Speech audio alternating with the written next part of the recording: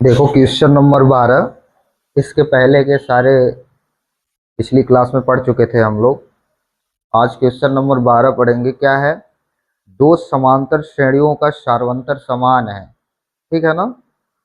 यदि इनके 100वें पदों का अंतर 100 है तो इनके 1000वें पदों का अंतर क्या होगा? ठीक है ना? दो समांतर श्रेणियां हैं, अलग अलग हैं, लेकिन उनका सारवंतर क्या है? समान है, ठीक है ना? यानी डी जो है वो समान है और इनके 100वें पदों का अंतर 100 दिया है, तो 1000वें पद का अंतर क्या होगा ये अपने को बताना है, ठीक है ना? तो पहले हम इसमें मान लेंगे कि जो माना पहली समांतर श्रेणी क्या है, फिर दूसरी समांतर श्रेणी क्या है, ठीक है ना? देखो मान लेते हैं कि माना कुछ भी, कोई भी श्रेणी मान सकते हैं, कोई संख्याओं वाली श्रेणी मान सकते हैं या फिर कोई अज्ञात मान सकते हैं, पता तो है ही नहीं, ठीक है ना? तो मान लेते हैं, माना 12 नंबर, माना प्रथम एपी क्या है? ए और ए प्लस डी, ए प्लस 2D, ए प्लस 3D, ऐसे डॉट डॉट करके है, ठीक है ना? कोई दिक्कत? ये समांतर श्रेणी का स्टैंडर्ड रूप होता है, इस फॉर्म में लिखा रहता है। प्रथम पद ए, दूसरा पद ए प्लस डी, तीसरा पद ए प्लस 2D, चौथा पद ए प्लस 3D, ऐसे करके बढ़ता जाएगा। अंतिम वाला पद क्या होता है? A plus n-1 into D, ये वाला ऐसे करके बढ़ता जाएगा, ठीक है ना? तो ए प्लस डी, ए प्लस 2D, ए प्लस 3D, ये प्रथम एपी हो गया, यानी पहली एपी हो गई। दो एपी दिए हैं, ठीक है ना? तो ये पहले एपी को हम लोग मान लिए, फिर दूसरी एपी को भी मान लेते हैं। माना द्वितीय एपी, द्वितीय एपी क्या है? बी प्लस बी, फिर बी प्लस डी, फिर बी प्लस 2D। होगा कि नहीं होगा? अगर बी में मान रहे हैं तो चाहे जो भी माने, ये जरूरी नहीं है कि बी में ही माने, कुछ भी मान सकते हैं। बी में यदि मान रहे हैं तो पहला पद यदि बी है तो दूसरा पद बी प्लस डी, तीसरा पद बी प्लस 2D, फिर चौथा प्लस बी प्लस 3D, ऐसे हो जाएगा बी प्लस 3D, ऐसे करके बढ़ता जाएगा। और लास्ट में जो अंतिम पद होगा वो होगा B plus n-1 into D, ये हो गया, ठीक है ना? अब दो समांतर श्रेणी हम मान लिए। अब क्वेश्चन कहता है कि इसके 100वें पद का अंतर 100 है, प्रश्नानुसार। प्रश्न के अनुसार कर लेते हैं, प्रश्नानुसार यानी प्रश्न क्या कह रहा है कि इसका जो भी 100वां पद होगा तो 100वें पद का अंतर कितना है? 100 है। यानी प्रथम एपी का 100वां पद क्या होगा? प्रथम एपी का 100वां पद ए प्लस 99D होगा कि नहीं होगा? और दूसरे श्रेणी का 100वां पद क्या होगा? बी प्लस 99D होगा। होगा कि नहीं होगा? ठीक है। अब इन दोनों का अंतर, अंतर का मतलब होता है माइनस, यदि माइनस करेंगे तो 100 आएगा, ठीक है ना? ये प्रश्न हमको कह रहा है, ठीक है ना? देखो उस हिसाब से कह रहा है कि ए का इनके 100वें पदों का अंतर जो है, प्रथम 100वां पद माइनस बी का 100वां पदों का अंतर कितना है? 100 है। समझ में आया ये कैसे हुआ? इस प्रथम श्रेणी का 100वां पद, द्वितीय श्रेणी के 100वें पद का अंतर 100 है, ठीक है। अब इसको थोड़ा हल कर लेंगे तो ये क्या आ जाएगा? देखो ये हो जाएगा A plus 99D minus B plus 99D बराबर 100, ऐसे हो सकता है। अब इसको हल करोगे तो ए प्लस 99D माइनस है तो माइनस बी, और प्लस माइनस माइनस 99D बराबर 100। और 99D से 99D कट जाएगा, प्लस माइनस है तो बचेगा कितना? ए माइनस बी बराबर 100। ये समीकरण 1 हो गया, यानी कि 100वें पदों का अंतर ठीक है, कोई दिक्कत इसमें? अब हमको बताना है कि 1000वें पद का अंतर कितना आएगा। 1000वें पद का अंतर कितना आएगा, इस श्रेणी के प्रथम श्रेणी के 1000वां पद और इसका 1000वें पद दोनों को अगर माइनस करते हैं तो कितना आएगा, ठीक है ना। तो देखो ये इसको कैसे निकालेंगे, क्या हो सकता है, हम जानते हैं कि ए का 1000वां पद माइनस दूसरे श्रेणी का भी 1000वां पद बराबर क्या होगा, ये अपने को निकालना है, ठीक है ना। 1000वां पद का मतलब होता है ए प्लस 999 डी, यानी 1000 से एक कम, तो ए प्लस 999 डी, ठीक है ना। ये हो गया ए प्लस 999 डी, माइनस है तो माइनस बी का क्या, बी जो हो ये भी हो जाएगा बी प्लस 999 डी, ऐसे हो सकता है, होगा कि नहीं होगा। अब देखो क्या हो जाएगा, ए प्लस 999 डी माइनस, कोष्टक खुल जाएगा तो माइनस बी हो जाएगा, माइनस बी हो गया प्लस 999 डी बराबर क्या होगा, अच्छा ब्रैकेट तो खुल गया, ये प्लस अच्छा माइनस होगा, ठीक है ना, क्योंकि प्लस माइनस का गुणा होगा तो क्या आ जाएगा, माइनस। तो 999 डी और 999 डी को क्या करेंगे, काट देंगे, प्लस माइनस है तो कट जाएगा, तो बचेगा कितना, ए माइनस बी, ए माइनस कितना बचेगा, तो अब ए माइनस बी का मान हम लोग क्या निकाल चुके हैं, 100, तो ए माइनस बी बराबर 100 हो गया, यानी कि इसके 1000वें पद का अंतर भी 100 ही होगा, ठीक है ना, कोई दिक्कत, समझ में आया कैसे हुआ, इसके 1000वें पद का भी अंतर कितना होगा, 100 ही होगा, ठीक है। ऐसे कोई भी पद करोगे तो पर भी 100 ही आएगा, किसी का भी अंतर सबका समान रहेगा, प्रथम पद इसका इसका अंतर करोगे तब पर भी वही, इसका इसका अंतर करोगे तब पर भी वही, इसका इसका अंतर करोगे तब पर भी वही, यानी हर पद में हर पदों का डिफरेंस कितना है, 100 का डिफरेंस है, ठीक है ना। तो ये आया, यानी कि ए माइनस बी 100 दिया है, तो 100वें पद का अंतर 100 है, तो 1000वें पदों का भी अंतर 100 ही आ रहा है। अतः दिए गए एपी की, अतः दिए गए एपी में 1000वें पदों का अंतर 100 है, ठीक है, कोई दिक्कत, बात समझ में आई, क्या था, कुछ नहीं था, बस हमको एपी इसमें बनाना था, तो स्टैंडर्ड फॉर्म वाला एपी मान लिए हैं, इसलिए इतना आ गया, ठीक है, कोई दिक्कत, चलो लिख लो इसको।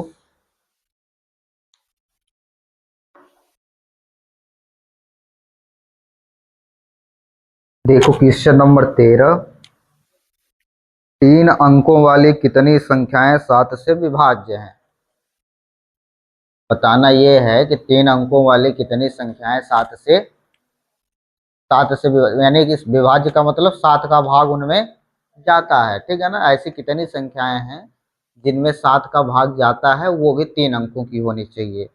तो 3 अंकों की सबसे छोटी संख्या क्या होती है, 3 अंकों की सबसे छोटी संख्या 100 होती है, 3 अंकों की सबसे बड़ी संख्या क्या होती है, 999। तो 100 और 999 के बीच में कितनी संख्याएं 7 से विभाज्य हैं, ये मतलब है, ठीक है ना।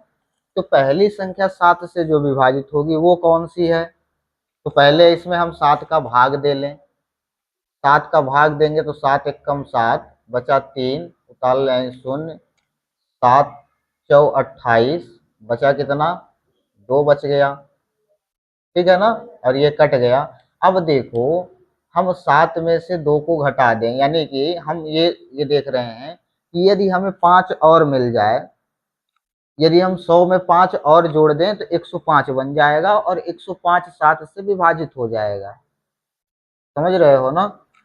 ये कैसे निकालते हैं, जैसे 2 शेषफल बच गया, 2 शेषफल बच गया, यानी कहने का मतलब इसको 7 बनाना है, और 7 बनाने के लिए यदि हम इसमें 5 जोड़ देंगे तो 7 बन जाएगा, तब तो ये 7 से कट जाएगा पूरा पूरा, कटेगा कि नहीं कटेगा, तो जब इसमें हम 5 जोड़ देंगे तो ये 7 बन जाएगा, और 100 में 5 जोड़ देंगे तो 105 बन जाएगा, अगर 105 बन जाएगा तो खुद ही ऑलरेडी यहाँ पे 7 बच जाएगा, तो 7 या भाग दे लेंगे, 7 एकम 7 हो जाएगा, ठीक है ना। कोई दिक्कत नहीं है, समझ में आया। तो पहली संख्या क्या होगी जिसमें 7 का भाग जाएगा, वो 105 होगा। क्या होगा, 100 में 5 जोड़ दिया क्योंकि 5 हमें 5 की और आवश्यकता है, ठीक है। यदि हम इसमें 5 जोड़ देते हैं तो ये 105 बनता है, और 105 7 से विभाजित होगी। और 100, 101, 102, 103, 104 7 से विभाजित नहीं होगी। तो 3 अंकों की पहली संख्या 105 होगी जो 7 से विभाजित है, ठीक है ना। तो 105 पहली संख्या हो गई, ठीक है। अब देखो 999 है, 999, 999 में 7 का भाग दें तो 7 एक कम 7 बचा 2, ये उतार लें 7, 7 चौ सॉरी 9, 7 चौ 28, 28 29 में 28 गया 1, उतार लें 9 तो 7 दूना 14, और घटा दिए तो कितना बच गया 5।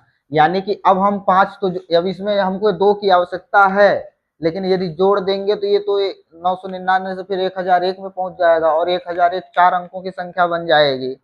बन जाएगी कि नहीं बन जाएगी। और 4 अंकों की संख्या तो हमको लेना नहीं है, हमको 3 अंकों में ही रहना है। तो 3 अंकों में रहना है तो अब यहाँ इससे आगे जाने की संभावना बिल्कुल नहीं है। तो क्या करेंगे, पीछे की तरफ टर्न लेंगे, और जब पीछे की तरफ लौटेंगे तो इसका मतलब है 5 इसमें से हमको घटाना पड़ेगा। जब इसमें से हम 5 घटा देंगे 999 में से तो बचेगा कितना, 900 सॉरी 94, 900। तो 994 वो सबसे बड़ी संख्या होगी जो 7 से विभाजित है। सबसे बड़ी संख्या 7 से विभाजित होने वाली 3 अंकों में 994, तो सबसे बड़ी संख्या ये हो गई। देखो अब 7 से विभाजित है, इसका मतलब 7 7 का डिफरेंस होगा।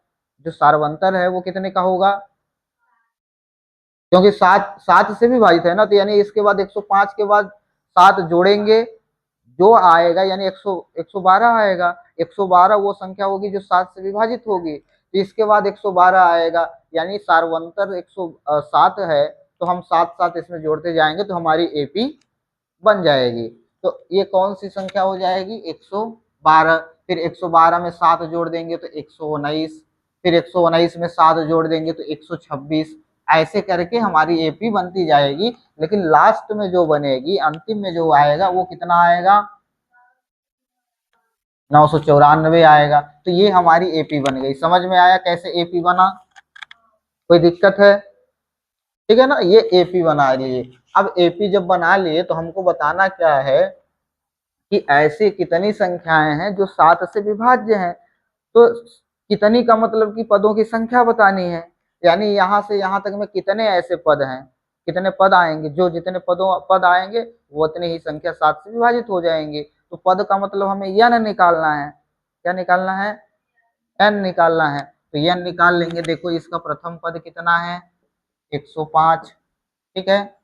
और d बराबर कितना हो जाएगा, 7 है। 119 में 112 घटा देंगे, 112 में 105 घटा दें, 7 आएगा। वैसे भी हम जानते हैं कि 7 से विभाजित हो रहा है तो मतलब जो डिफरेंस है वो 7 का है। तो d बराबर कितना हो गया, 7।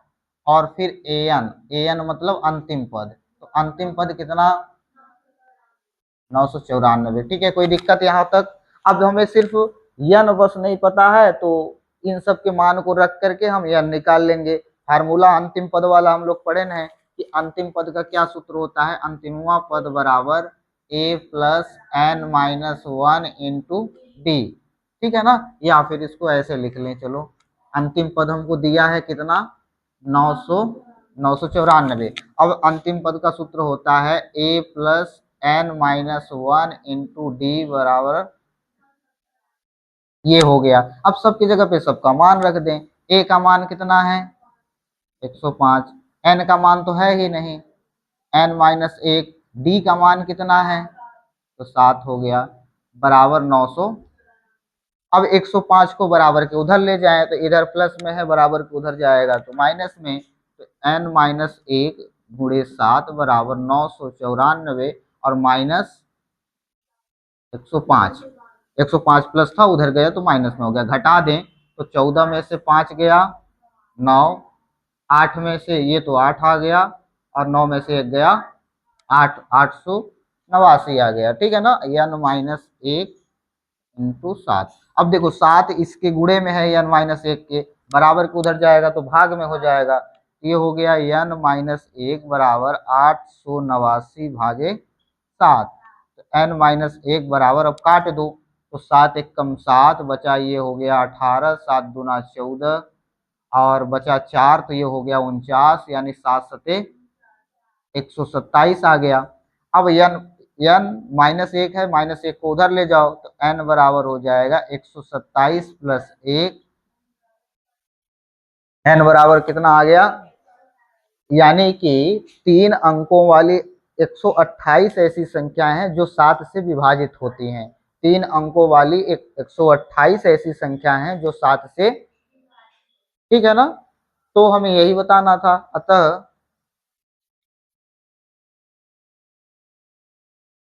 3 अंकों वाली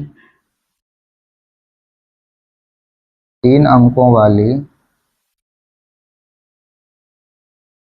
संख्या 3 अंकों वाली संख्या 3 अंकों वाली संख्या 3 अंकों वाली संख्या 128 ऐसी हैं जो 7 से विभाजित होती हैं। ऐसे लिख लें, 7 से विभाजित होने वाली 128 128 संख्याएं 128 संख्याएं हैं,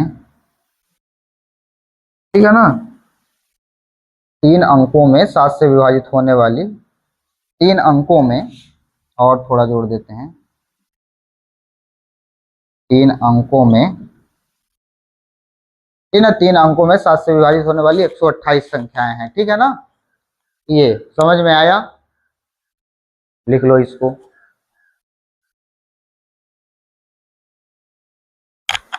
14 नंबर क्वेश्चन क्या है, 10 और 200 के बीच में 4 के कितने गुणज हैं। 10 और 250 के बीच में, 10 और 250 के बीच में कितने 4 के गुणज हैं, ठीक है ना। 10 और 250, 10 to 250। अब देखो, 4 का गुणज होने का मतलब कि 4 के पहाड़ा में आता हो लेकिन 10 से ऊपर होना चाहिए, यानी 10 से बड़ा होना चाहिए, और 250 से, ठीक है ना। इसके बीच में कितने गुणज हैं 4 के, तो पहला गुणज क्या होगा, 4 एकम 4, 4 दूना 8, 4 तिहाई 12 यानी कि 12 जो है ये 10 से ऊपर जा रहा है ना, 10 से कम नहीं होना चाहिए। तो 12 पहला ऐसा गुणज है जो कि 10 और 250 के बीच में आता है। समझ में आ रही है बात, ठीक है ना। 12 के बाद फिर 16 दूसरा ऐसा गुणज है, ऐसे करके 4 के पहाड़े में बढ़ते जाएंगे। ये 4 के गुणज हैं, यानी ये 4 में 3 का गुणा करने पर ये आ रहा है, 4 में 2 का गुणा करने 4 में 4 का गुणा करने पर ये आ रहा है, तो ये गुणज हो गया, ठीक है। तो ये पहला गुणज 16, दूसरा गुणज, ऐसे 4 के पहाड़े में बढ़ते जाएंगे। लास्ट में क्या होगा देखो, 250, यानी कि अंतिम में, अब 250 से बड़ा नहीं होना चाहिए, या तो 250 हो, ठीक है, या फिर 250 से कम होना चाहिए। तो भाग दे लें 250 में 4 का, तो 4 का भाग देंगे तो 4 छांग 24, बचा 1, 4 दूनी 8, 2 बच गया, शेष फल 2 बच गया। तो 2 बच गया तो 2 की हमें आवश्यकता है, लेकिन ये तो 250 से ऊपर चला जाएगा, तो 2 को घटा देंगे। फिर जो शेष फल बचता है उसको यदि इसमें से घटा दें तो वो 4 से 4 का गुणज बन जाएगा, यानी कि 4 से विभाजित हो जाएगा। तो कितना आएगा, 248। तो 248 अंतिम संख्या है जो कि 4 का गुणज है, ठीक है ना। 210 और 250 के बीच में, तो पहला क्या है 12, और दूसरा 16, 20, 24, ऐसे करके 248, ठीक है ना। ये एपी है, कोई दिक्कत। अब हमें बताना है कि ऐसी कितने गुणज हैं जो कि 4 के गुणज हो, ऐसी कितनी संख्याएं हैं जो कि 4 के गुणज हो। तो हमें सिर्फ वही n का मान निकालना है, सेम टू सेम। तो इसमें भी वही करना है, लिख लें a बराबर कितना 12, d बराबर कितना 4, और फिर an बराबर, यानी अंतिम पद 248 दिया है, ये इतना दिया है। अब हमें तीन चीजें दी गई हैं, एन का मान निकालना है, तो इन अंतिम पद के फार्मूले से निकाल लेंगे। तो ए एन बराबर दिया है 248। अब ए एन बराबर क्या होता है, A plus n minus one into D बराबर 248। कोई दिक्कत? ए का मान कितना, 12, एन का मान तो है ही नहीं, डी का मान 4 बराबर 248। 12 को उधर ले जाए तो माइनस में हो जाएगा, एन माइनस 1 × 4 बराबर 248 माइनस 10 मतलब कि 238। N minus 1 × 4। अब 4 को भी उधर ले जाएं तो ये हो जाएगा एन माइनस 1 बराबर 238/4। काट दें तो कितना हो जाएगा, 4 4 पंचे 20 बचा 3, ठीक है ना, 4 पंचे 20 बचा कितना, 3। तो ये हो गया, अच्छा 12 है यहाँ पे, सॉरी, हाँ घटाने पर 236 आएगा, ठीक, यहाँ पे 6 आएगा। तो ये हो गया। अब घट 4 पंचे 20 और 4 नैया 36, यानी एन माइनस 1 बराबर 59, और माइनस 1 को उधर भी ले जाएं तो एन बराबर 59 प्लस 1, एन बराबर 60 आ गया, ठीक है ना। तो 60 ऐसी संख्याएं हैं जो कि 4 के गुणज में आते हैं, ठीक है। कितनी संख्याएं हैं, 60 ऐसी संख्याएं हैं जो कि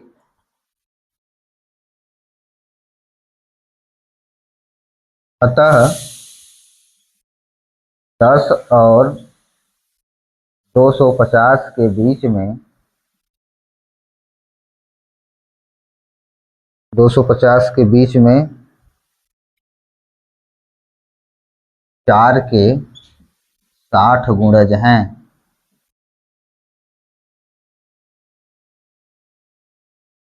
कितने गुणज हैं, 10 और 250 के बीच में कितने गुणज हैं, ठीक है ना, तो 60 गुणज हैं। कोई दिक्कत, समझ में आई बात?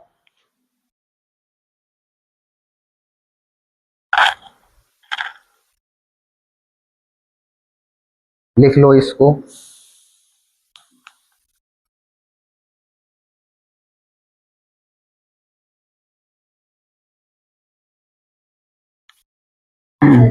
पंद्रह नंबर क्वेश्चन देखो। 15 क्या है, एन के किस मान के लिए दोनों समांतर श्रेणियां 63, 65, 67 और 3, 10, 17 के 91 पद बराबर होंगे, ठीक है ना। दो ठो श्रेणी दी है, ठीक है, दो ठो एपी में है, दो श्रेणियां दी गई हैं। अब दोनों में से ये बताना है कि कौन से ऐसे पद हैं जो दोनों बराबर हों। हमें ऐसे पद बताना है कि जो दोनों बराबर हों उस श्रेणी के। कोई न कोई तो ऐसे पद हो सकते हैं जो कि बराबर होंगे, तो कौन सा पद है वो जो कि दोनों बराबर है। देखो पहली एपी क्या है, प्रथम एपी जो है वो दिया है 63, 65, 67, 63, 65, 67 ऐसे, ठीक है ना। तो इस एपी का प्रथम पद ए बराबर 63 हो जाएगा, और द्वितीय पद क्या हो जाएगा, सॉरी द्वितीय पद कहते हैं, सर्वंतर, सर्वंतर डी, यानी कि पहला पद दूसरा पद माइनस पहला पद, तो 65 में से 63 को घटा दें तो कितना आ गया, 2 आ गया, ठीक है ना, कोई दिक्कत। ऐसे ही द्वितीय एपी, दूसरी एपी क्या दी है, 3, 10, 17, तो इसका प्रथम पद क्या हो जाएगा, ए बराबर 3 और डी बराबर 10 माइनस 3 यानी कि 7 हो गया। अब इस एपी के ऐसे कौन से पद हैं जो कि बराबर होंगे, तो हम मान लेते हैं कि 91 पद ऐसे होंगे कि जो कि बराबर होंगे, अंतिमवें पद या फिर 91 पद, तो ठीक है ना, अंतिम पद बराबर होंगे। तो ए एन बराबर, इधर भी ए एन, ठीक है, ठीक। प्रथम एपी का ए एन पद ऐसे लिख लेते हैं, थोड़ा समझ में आएगा। प्रथम एपी का ए एन पद, और इस इधर द्वितीय एपी का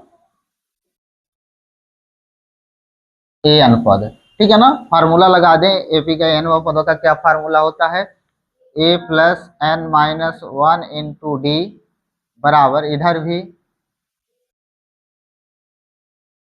ए plus n minus one into D. ठीक है ना, देखो दोनों ए ही आ रहा है तो कुछ और भी मान सकते हो, ये जरूरी नहीं है कि ए ही माने, कुछ और लिख सकते हैं, बी जैसे हो गया। ठीक है, पर मान रख देंगे, ये तो हमको समझ में आ रहा है कि इसका मान कुछ और है, इस वाले ए का मान कुछ और है। ठीक है ना, तो इस वाले ए का मान यानी प्रथम एपी के लिए है तो ए का मान 63, एन माइनस वन, एन का मान तो है ही नहीं, डी का मान प्रथम एपी के लिए कितना है तो ये हो गया 2, और इधर द्वितीय एपी के लिए ए का मान, एन का मान तो है ही नहीं, और डी का मान। अब ब्रैकेट को सॉल्व कर दे। ठीक है ना, देखो यहाँ प्लस होगा, ये हो जाएगा 63 प्लस 2 का गुणा एन के साथ तो 2n, फिर 2 का गुणा माइनस 2 के साथ तो -2, 3 प्लस 7 का गुणा एन के साथ 7n, और प्लस -7। ठीक है, कोई दिक्कत यहाँ पे। अब देखो 63 में से 2 को घटा दोगे तो कितना बचेगा, 63 में से 2 को घटा दें तो 61 माइनस प्लस 2n बराबर, इधर क्या होगा, जैसे ये 3 है ये 7 है तो 4 3 7, तो -4 बच जाएगा, 7n माइनस 4। अब -4 को इधर ले आओ बराबर के, और 2n को बराबर के उधर ले जाओ, n को एक साइड और संख्याओं को एक साइड। ठीक है, तो 61 और ये -4 है बराबर किधर आया तो +4 हो गया, और 7n है तो 7n, और ये प्लस 2n है बराबर के उधर जाएगा तो 61 में से 4 को जोड़ दोगे तो 65 बराबर 7n में से 2n को घटा दोगे तो 5n। अब 5 को बराबर के इधर ले आओ तो 65/5 बराबर n। अब काट दोगे तो 13, 5 एकम 5 और 5 का पहाड़ा 13 बार पढ़ोगे 13 पचे, यानी n बराबर कितना आ गया, n बराबर 13, यानी कि 13वां पद ऐसा है जो कि दोनों बराबर हैं, इस एपी का 13वां पद और इस एपी का भी 13वां पद जो है वो क्या है, बराबर है। यही बताना था कि दोनों एपी में ऐसे कौन सा पद है जो कि बराबर है, तो दोनों एपी के 13वें पद हैं जो कि बराबर हैं। ठीक है, लिख लो लास्ट में, अतः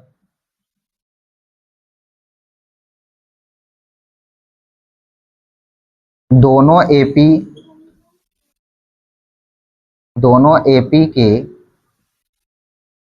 13वें पद बराबर हैं। ठीक है ना, दोनों एपी के 13वें पद क्या हैं, बराबर हैं। ठीक है, कोई दिक्कत, समझ में आई बात। ठीक है, बन जाएगा। बाकी के बचे क्वेश्चनों को हल करो, सब ऐसे ही हैं। ठीक है ना, चलो।